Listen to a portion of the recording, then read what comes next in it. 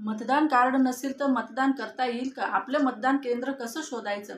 मतदान केंद्रावरती आपल्यासाठी काय काय सुविधा असणार आहेत आणि प्रत्यक्ष मतदान झालं किंवा नाही याची खात्री कशी आपल्याला होणार? तर तुमच्या मनातील या सर्व प्रश्नांची उत्तरं घेऊन आले या नवीन व्हिडिओमध्ये. नमस्कार, मी वर्षा घेऊन आले नवीन व्हिडिओ तुम्हा सर्वांसाठी. तुम्हा सर्वांना माहितीच आहे आपल्या महाराष्ट्रात मतदानाचे 4 टप्पे हे मतदान प्रक्रिया 4 टप्प्यांमधील पूर्ण झालेली आहे आणि अंतिम टप्पा 5वा टप्पा हा 20 मे रोजी होणार आहे. 20 मे रोजी आपल्या नाशिक जिल्ह्याचं मतदान आहे. सर्व मतदारांना आवाहन आहे की सर्वांनी मतदान केंद्रावरती जाऊन आपला मतदानाचा हक्क बजावायचा आहे. आणि चला तर मग आज आपण मतदान प्रक्रियेविषयी जाणून घेऊया.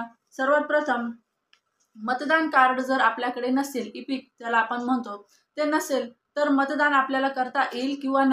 जर तुमचं इपिक मतदान कार्ड खराब झालं असेल, हरवला असेल किंवा तुम्ही नवीन वोटर असाल, तुमचा मतदान कार्ड आलेलं नसेल परंतु मतदार यादीत तुमचं नाव आलेलं आहे, तर तुम्ही काळजी करण्याचं कारण नाही, तुम्हाला मतदान करता येणार आहे. निवडणूक आयोगाने 12 प्रकारचे पुरावे ग्राह्य धरलेले आहेत.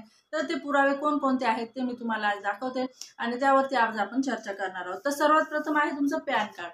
हे तुमचं पॅन कार्ड दाखवून तुम्ही तिथे मतदान करू शकता. त्यानंतर आहे आधार कार्ड. आधार कार्ड हा सुद्धा तुमचा ओळखीचा पुरावा तिथे ग्राह्य धरला जाणार आहे. त्यानंतर आहे बँक पासबुक.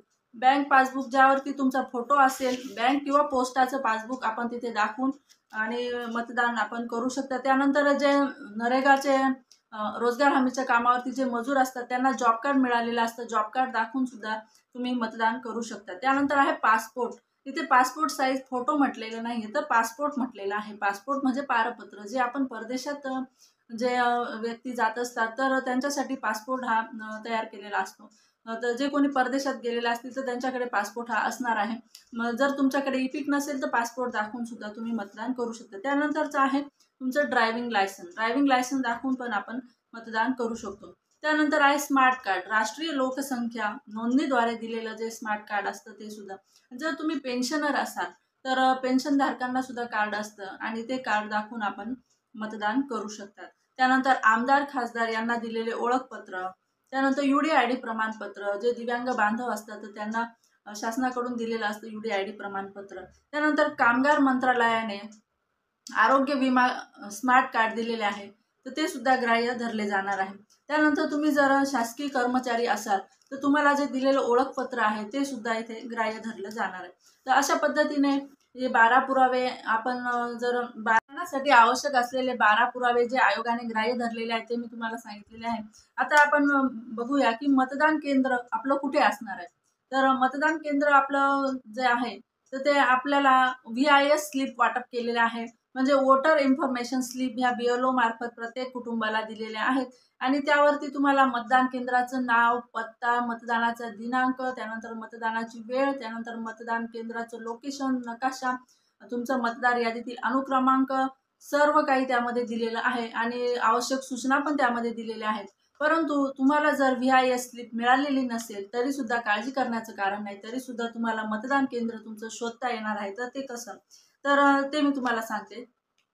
तर ह्या VIS स्लिप ह्या ज्या आहेत तर त्या ओळखीचा पुरावा म्हणून ग्राह्य धरल्या जाणार नाही. तर त्या फक्त माहितीचा पुरावा म्हणजे माहितीसाठी तुम्हाला दिलेला आहे की तुमचं मतदान केंद्र कुठे असणार आहे, मतदानाची वेळ काय असणार आहे, मतदान केंद्राचा पत्ता काय असणार आहे, तुमचं मतदार यादीतील अनुक्रमांक किती, हे सर्व त्यामध्ये दिलेलं आहे. हे फक्त तुमच्या माहितीसाठी आहे आणि तुमचा वेळ तिथे मतदान केंद्रावरती वाया जाऊ नये म्हणून ही पूर्वतयारी म्हणून तुम्हाला या VIS स्लिप दिलेल्या आहे. परंतु ज्यांना कुणाला VIS स्लिप मिळालेल्या नाही तर त्यांना सुद्धा घर बसल्या आपल्या मोबाईलवरती VIS स्लिप काढता येईल आणि त्या कशा तर ते आपण बघूया. आयोगाकडून 3 पर्याय आपल्याला दिलेले आहेत की आपण घर बसल्या आपलं मतदान केंद्र शोधू शकता. VIS स्लिप आपण त्यावरतून डाउनलोड करू शकता. तर पहिला आहे सर्च पोर्टल. त्यानंतरचं दुसरं आहे वोटर हेल्पलाईन ॲप. त्यानंतर 3 नंबरचा आहे QR कोड याचा पर्याय. तर पहिला आहे जर आपल्याकडे निवडणूक ओळखपत्र असेल, आपल्याकडे जर इपिक असेल, मतदान ओळखपत्र असेल तर ते इथे मतदान क्रमांक आपला दिलेला असतो बघा, इपिक नंबर वगैरे इथे कोपऱ्यात दिलेला असतो. तर आपण काय करायचं आहे तर आयोगाच्या www.electoralsearch.eci.gov.in या संकेतस्थळावरती जाऊन आपला इपिक नंबर म्हणजेच आपला मतदान कार्डचा जो क्रमांक आहे तो तिथे टाकायचा आहे आणि ऑनलाईन आपण सर्च करायचं आहे. आपलं मतदान केंद्र तिथे येऊ शकतं आणि आपली VIS स्लिप जी आहे, वोटर इन्फॉर्मेशन स्लिप, ही सुद्धा आपल्याला आपल्या मोबाईलवरती डाउनलोड करता येईल. आणि ह्या पहिल्या पर्यायाने जर आपली VIS स्लिप मिळाली नाही, आपलं EPIC जर हरवलेला असेल किंवा खराब झालेला असेल, नंबर त्याचा दिसत नसेल, तर आपण 2 नंबरच्या पर्यायाकडे जाऊ शकतो. 2 नंबरचा पर्याय आहे वोटर हेल्पलाईन ॲप. हे आपण आपल्या मोबाईलमध्ये डाउनलोड करायचं आहे आणि आपला मोबाईल नंबर रजिस्टर जर असेल तर आपण तो मोबाईल नंबर तिथे टाकायचा आहे आणि आपल्या मोबाईलवरती OTP येईल आणि त्यानंतर आपल्याला आपलं मतदान केंद्र, आपली VIS स्लिप आणि सर्व आपण मतदान केंद्राचा पत्ता आपण आपल्या मोबाईलमध्ये डाउनलोड करू शकता. वरील दोन्ही पद्धतीने जर आपले मतदान केंद्र आपण शोधू शकला नाही, तर 3 नंबरचा पर्याय जो आहे तो आपण वापरायचा आहे. तर 3 नंबरचा जो पर्याय आहे तो सर्च पोर्टलवरतीच आपण जायचं आहे आणि आपल्याकडे EPIC नाही, आपल्याकडे रजिस्टर मोबाईल नंबर नाही, परंतु आपलं नाव आणि जन्मतारीख जर आपण त्यावरती सर्च केली तर सुद्धा आपण VIS स्लिप, आपलं मतदान केंद्र आणि मतदान केंद्राचा पत्ता हे सर्व आपण शोधू शकता. परंतु ही जे 3 नंबरचा जो ऑप्शन आहे तो थोडासा किचकट आहे. त्यामुळे पहिले 2 पर्याय हे बेस्ट आहेत आणि आपण ते आपलं मतदान केंद्र कुठे आहे हे सहजपणे शोधू शकता. VIS स्लिप आपण डाउनलोड केलेली आहे, मतदान केंद्र कुठे आहे हे आपल्याला समजलेलं आहे. आता समजा प्रत्यक्ष आपण मतदान केंद्रावरती गेल्यानंतर मतदान झालं किंवा नाही झालं याची खात्री आपल्याला कशी पटणार आहे, तर त्यासाठी आपण आपला जो पसंतीचा उमेदवार जो असेल तर त्याच्या EVMवरील त्याच्या नावासमोरील त्याच्या जे निशाणी आहे त्यासमोरील बटन आपण दाबायचं आहे आणि ते बटन दाबल्यानंतर बीप बीप असा 2दा आवाज होईल आणि आवाज झाल्यानंतर शेजारी VVPAT मशीन जे असेल त्या VVPAT मशीनवरती स्लिप येईल आणि ती स्लिप जे आपण बटन दाबलेलं आहे, जी निशाणी आपण ज्या निशाणी समोरील बटन आपण दाबलेलं आहे ती निशाणी आणि त्या उमेदवाराचं नाव असलेली ती प्रिंट तिथे येईल. ती आणि आपण जे दाबलेलं बटन आहे दोन्हीत जर साम्य असेल तर आपलं 100% मतदान हे सक्सेसफुली झालेलं आहे. आणि परंतु ती स्लिप आपल्याला मिळणार नाही, ती फक्त आपल्याला दिसेल आणि त्या मशीनमध्येच ती स्लिप पडणार आहे. तर जर त्या स्लिपमध्ये आणि आपण दाबलेल्या बटनामध्ये जर तफावत असेल तर आपण ही बाब जे मतदान केंद्र अध्यक्ष असतील तर त्यांच्या निदर्शनास ही बाब आणून द्यायची आहे.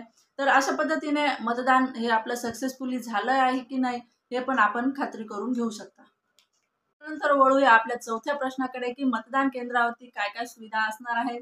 तर बघा, आता उन्हाळ्याचे दिवस आहेत, तहान फार लागते, तर मतदान केंद्रावरती पिण्याच्या पाण्याची सोय आपण त्या ठिकाणी प्रशासनामार्फत केलेली आहे. त्यानंतर जर तुम्ही दिव्यांग बांधव असाल तर तुमच्यासाठी सहाय्यकाची व्हीलचेअरची नेमणूक सुद्धा त्या ठिकाणी केलेली आहे. त्यानंतर 85+ आपण असाल, 85 वर्षाच्या पुढील जर आपण असाल, ज्येष्ठ नागरिक असाल तर तुमच्यासाठी सुद्धा तिथे सहाय्यकाची नेमणूक केलेली आहे. स्त्री आणि पुरुष दोघंही सहाय्यक तिथे उपलब्ध असणार आहेत आपल्याला मतदान केंद्रापर्यंत घेऊन जाण्यासाठी आणि मतदान करण्यासाठी ते तुम्हाला सहाय्य करतील. त्यानंतर जर तुम्ही आई असाल, आपलं लहान बाळ असेल आणि जर तुम्हाला मतदान केंद्रावरती जायचं आहे आणि मतदान करायला गेल्यानंतर बाळ कोणाकडे ठेवायचं असा जर तुम्हाला प्रश्न निर्माण झाला असेल तर अंगणवाडी ताईसुद्धा तिथे उपलब्ध असणार आहे आणि तिथे पाळणा घराची सोयसुद्धा जवळ केलेली असणार आहे. म्हणजे जोपर्यंत तुम्ही मतदान करून येणार तोपर्यंत तुमचे जे लहान बाळं असतील तिथे त्या पाळणा घरामध्ये सुरक्षित राहतील. तर अशा प्रकारे ही प्रशासनाकडून तयारी केलेली आहे. लोकशाहीचा उत्सव आहे आणि सर्वांनी या उत्सवात सहभागी व्हायचं आहे. सर्व शासकीय यंत्रणा सज्ज झालेली आहे आणि आपण सुद्धा अतिशय उत्साहाने या मतदान प्रक्रियेत सहभागी व्हायचं आहे. व्हिडिओ कसा वाटला मला जरूर कळवा. चॅनलला सबस्क्राईब करा, व्हिडिओला लाईक करा, शेअर करा. धन्यवाद. भेटू पुन्हा नवीन माहितीसह नवीन व्हिडिओमध्ये.